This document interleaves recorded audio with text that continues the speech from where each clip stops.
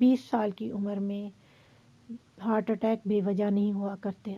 مجھے وہ وجہ بتائیں گے جو اس کے ہارٹ اٹیک کا سبب بنی؟ سرد آواز اور بے تاثر چہرہ، ان دو چیزوں کے ساتھ بابا جان نے بہت سے لوگوں کو بے بس کیا تھا۔ آج وہ خود ان دونوں کے آگے بے بس ہو گئے تھے۔ ان کا دایاں ہاتھ دونوں ہاتھ میں لے کر دھیرے دھیرے کہنے لگے، ملیحہ کیوں مر گئی؟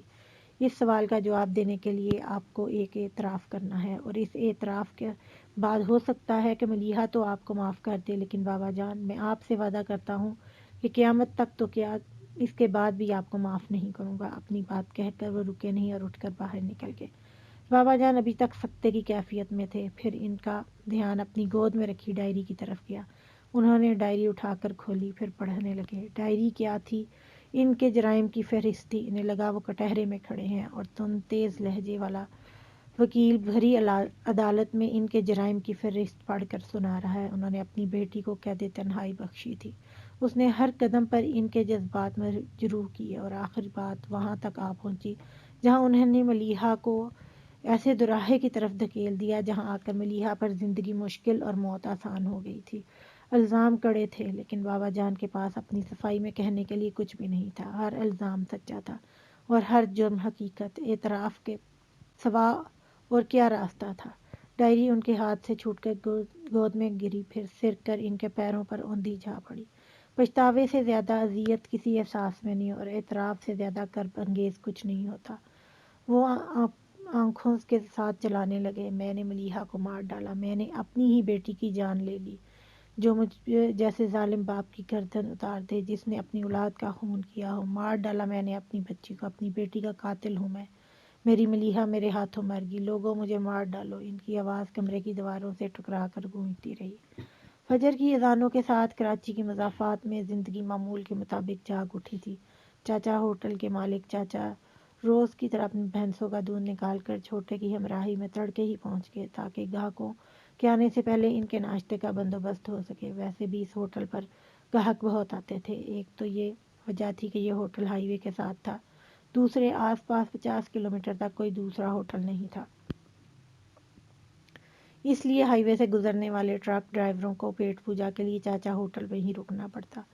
چاچا تو دودھ کی بالٹیاں سائڈ میں رکھ کر تھڑے پر بیٹھا غرارے کرنے لگا، اور چھوٹا چارپائیوں کو بازیاب کرانے کے لیے کچن کے دروازے کا تالا کھولنے لگا۔ تبھی اس کی نظر تندور کے ساتھ رکھے لکڑیوں کے ڈھیر پر پڑی۔ اسے وہاں کوئی چھپا ہوا نظر آیا۔ اس نے پھس پھس کی آواز نکال کر چاچا کو متوجہ کر کے لکڑیوں کے ڈھیر کی طرف اشارہ کیا۔ چاچا نے آنکھیں سکیڑ کر ڈھیر کو دیکھا، پھر کسی کی جھلک پا کر وہ تھڑے سے اتر آیا۔ پہلوان تھا، اس نے چھپے ہوئے سے ڈرنے کی ضرورت محسوس نہیں کی، اور اس کے سر پر پہنچ کر اس کا گلا دبوچ لیا۔ ہاں بھائی بول، کون ہے تو، اور ادھر گھسا کیا کر رہا ہے؟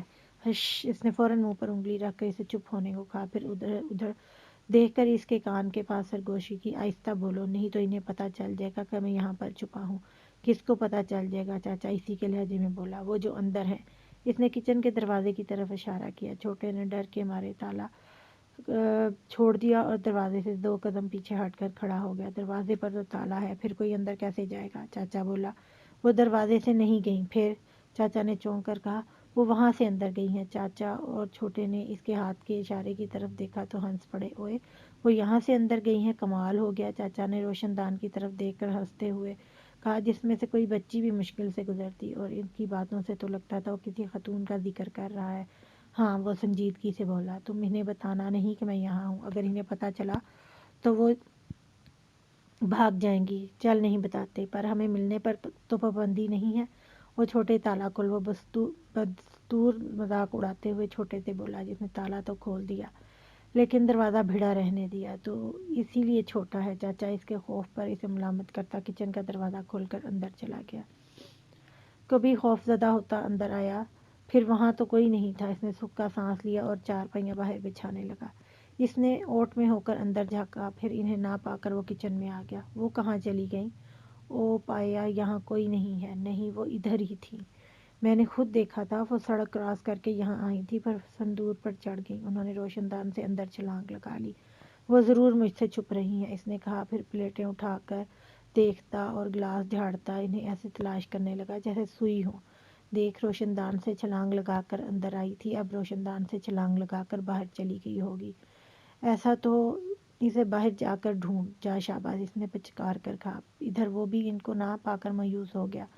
وہ باہر آ گیا اور سڑک پر آنکھیں گھما گھما کر دیکھتا، جیسے اندازہ کرنے لگا کہ وہ کدھر گئی ہوں گی۔ پھر ایک سمت کا تعین کر کے دوڑ پڑا۔ جوتے نہ جانے کب اس کے پیروں سے نکل گئے تھے، ویسے بھی رات بھر بھاگنے کے بعد اب اس کے زخمی پاؤں جوتا پہننے کے قابل رہے بھی نہیں تھے۔ وہ ننگے پاؤں سڑک پر بھاگتا چلا جا رہا تھا۔ چاچا یہ کون تھا؟ چھوٹے نے سوال کیا۔ پاگل تھا بیچارہ، چاچا نے کہہ کر چارپائی اٹھائی اور بچھانے کے لیے باہر لے گیا۔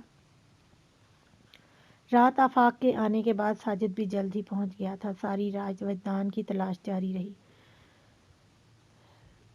فون بجتے رہے مگر لا حاصل۔ اتنا تو بتا دو عائشہ کہ آخر ہوا کیا تھا؟ مصطفیٰ عظیم کے لہجے میں بھی تھکن تھی۔ کتنی بار کہوں مصطفیٰ صاحب کہ کچھ نہیں ہوا تھا۔ وہ جب گھر آیا تو پہلے سے ہی بہت پریشان تھا، بلکہ وہ تو کئی دنوں سے ملیحہ والے معاملے پر اپ سیٹ تھا۔ مجھ سے دیکھا نہیں گیا اور اس سے کہا کہ وہ ملیحہ سے شادی کر لے۔ مجھے کوئی اعتراض نہیں، پھر بھی اس کے لیے کھانا لینے چلی گئی۔ واپس آئی تو وہ گیٹ سے باہر نکل رہا تھا اور بس، اس سے زیادہ مجھے کچھ معلوم نہیں۔ لیکن آفاق کو بہت کچھ معلوم تھا۔ اس نے ملیحہ کے نام پر ان کو دیکھا، پھر سر جھکا کر نفی میں سر ہلانے لگا۔ ابو میں سوچ رہا تھا کہ ہمیں اسپتالوں میں دیکھ لینا چاہیے، کہیں کوئی حادثہ نہ ہو گیا ہو۔ کچھ دن پہلے کے واقعے کو نظر میں رکھتے ہوئے مزمل نے کہا تو ساجد تائید کرنے لگا۔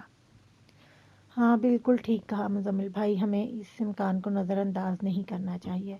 تو پھر چلیں، آفاق اٹھتے ہوئے بولا تو باقی تینوں بھی فوراً ہی اٹھ گئے۔ پھر شہر کا کوئی ہسپتال اور کلینک ایسا نہیں بچا تھا جہاں ان لوگوں نے وجدان کو تلاش نہ کیا ہو، لیکن وہ کہیں نہیں ملا۔ گھر لوٹنے پر ان کے چہروں کو دیکھ کر عائشہ نے نم آنکھوں سے اپنے شوہر کو دیکھتے ہوئے کہا، کمال ہے مصطفیٰ صاحب، میں ماں ہوں، پھر بھی جس وقت سے آپ کے ہیں مستقل دعا کر رہی تھی کہ کاش میرے بیٹے کا ایکسیڈنٹ ہو گیا ہو، اور آپ باپ ہو کر بھی بیٹے کو لیے بغیر آگے۔ مصطفیٰ عظیم نے ان کی طرف دیکھا، پھر نظر چراتے ہوئے سر پکڑ کر بیٹھ گئے۔ کسی خیال کے تحت مزمل نے انیکا کو مخاطب کیا۔ وجدان کا NIC، اس کا ڈرائیونگ لائسنس اور چیک بک وغیرہ سب غائب ہے۔ میں نے باقی جگہ بھی چیک کیا ہے مگر کہیں نہیں ملے۔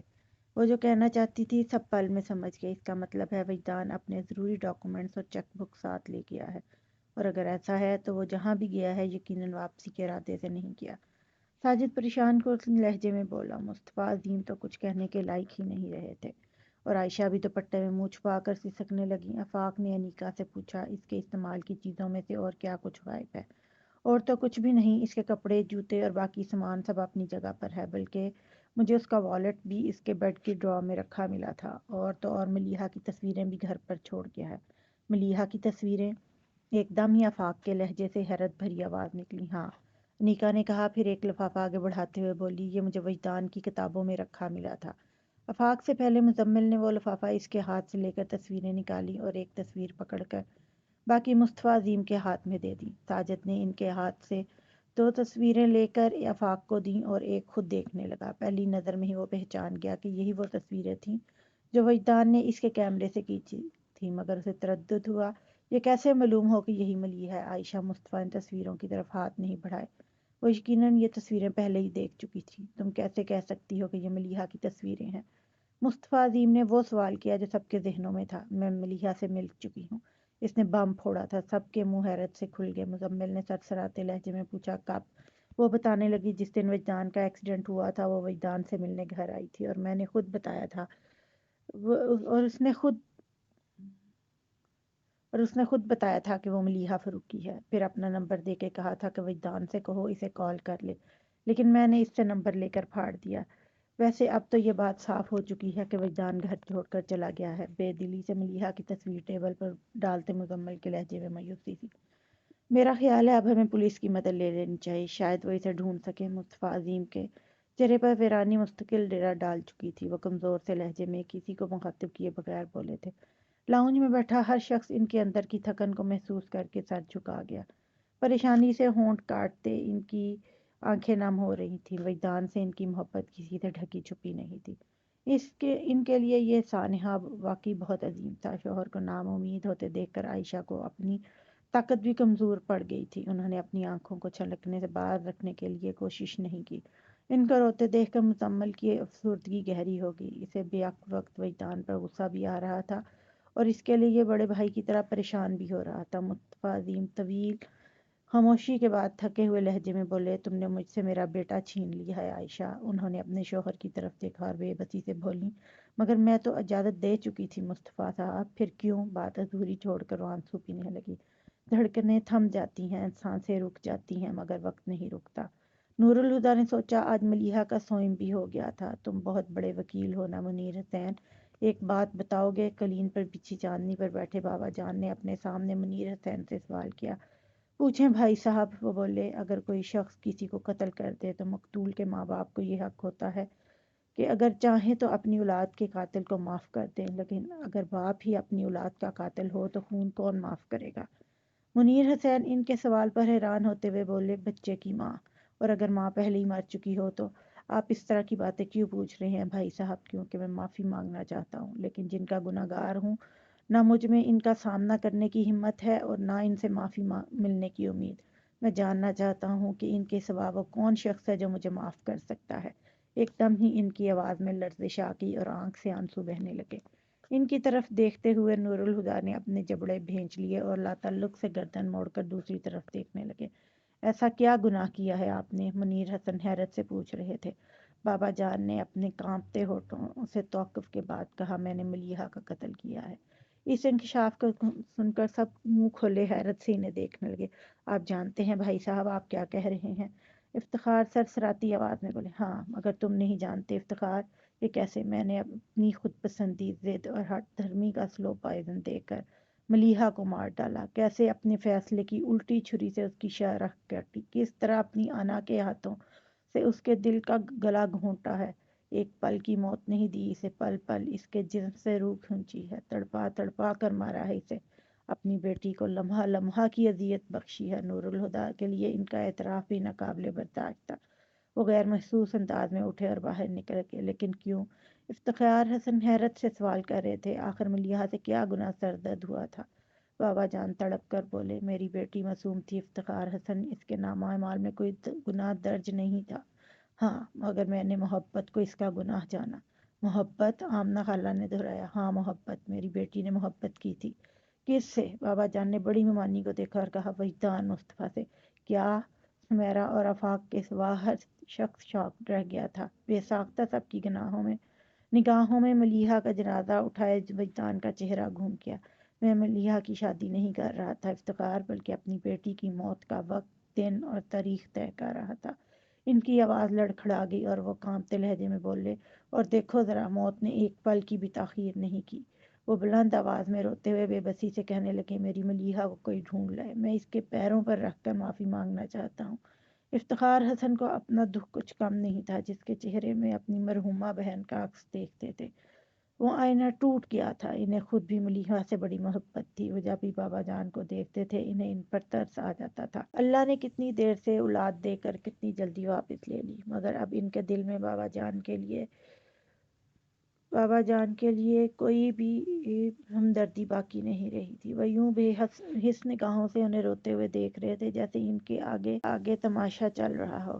کس امید پر معافی کی بات کرتے ہیں بھائی صاحب؟ وہ سرد لہجے میں بولے، جب آپ نے اپنی ہی بیٹی کی بے گناہی نہیں بخشی تو کوئی آپ کے گناہ کیسے بخش سکتا ہے؟ مجھ میں تو اتنا ظرف نہیں کہ اس بے حس پر ترس کھاؤں جس نے اپنی اولاد پر ترس نہیں کھایا۔ کیا آپ میں اتنا ظرف ہے کہ خود پر ترس کھائیں، خود کو معاف کر سکیں؟ بابا جان نے مجرموں کے انداز میں سر جھکا لیا۔ جب آپ خود کو معاف نہیں کر سکتے تو بتائیں کوئی اور آپ کو کیسے معاف کرے گا؟ وہ رکے، پھر ٹوٹے ہوئے لہجے میں کہنے لگے، میں جانتا تھا آپ خود پسند ہیں، اپنی انا، اپنی عزت آپ کو ہر چیز سے پیاری ہے، مگر میں سوچتا تھا آخر آپ ملیحہ کے باپ ہیں، جو کچھ اس کے لیے آپ کے دل میں ہے کسی کے دل میں نہیں ہو سکتا۔ میں کتنا صحیح تھا۔ جو سنگ دلی ملیحہ کے لیے آپ میں تھی وہ اور کسی میں نہیں۔ وہ بول کر چپ ہو گئے۔